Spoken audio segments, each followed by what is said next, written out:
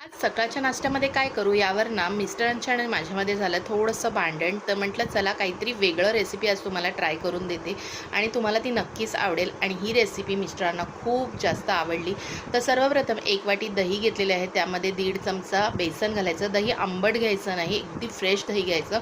त्यामध्ये थोडंसं कांदा चिरलेला, पातीचा कांदा, टोमॅटो, हिरवी मिरची, जिरं थोडंसं हळद, थोडीशी लाल मिर्च पावडर आणि थोडंसं चवीनुसार मीठ घालायचं. व्यवस्थित मिश्रण एकत्र करायचं. ब्रेडच्या स्लाईसवरती हे मिश्रण लावायचं 1-1 चमचा आणि त्यानंतर तव्यावरती तेल, बटर आणि थोडंसं तीळ घालायचे व्हाईटवाले, थोडीशी कोथिंबीर घालायची आणि दोन्ही बाजूनी मस्त असं खरपूस फ्राय करून घ्यायचं. आणि ही रेसिपी इतकी मिस्टरांना आवडली की त्यांनी मला पुन्हा एकदा ही रेसिपी ट्राय करायला सांगितली.